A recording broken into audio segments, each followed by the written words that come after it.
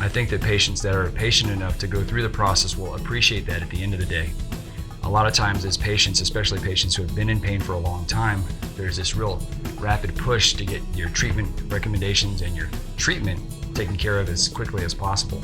And of course, I too empathize with the desire to be treated quickly and have the answer back immediately. However, the spine specifically is a very complicated part of our bodies. And in order to determine what your problem is or what your problems may be, and particularly to determine what recommendations we have for treatment, it's very important that we put you through the necessary workup to determine the problem.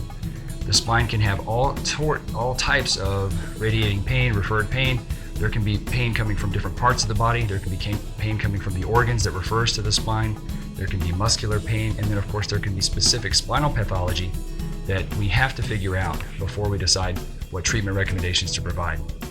If you go to a doctor, a spine surgeon specifically, and the only test that they order is an MRI, and they do a surgical procedure based on an MRI alone, I would submit to you that that is an inadequate, insufficient workup.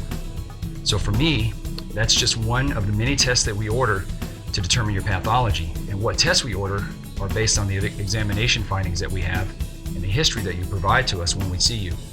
So it's an extremely important part of our evaluation to see you on the first evaluation, to evaluate studies you already have, and to sometimes order many more studies to determine what your problem can be.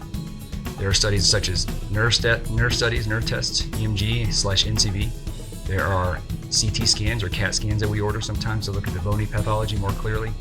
We order x-rays, flexion and extension x-rays. We do a detailed neurologic exam. Sometimes we'll send you to subspecialists in different fields. But it's an important part of your workup to have many tests to determine your problem. One test alone is almost always inadequate to determine your problem and your recommendations.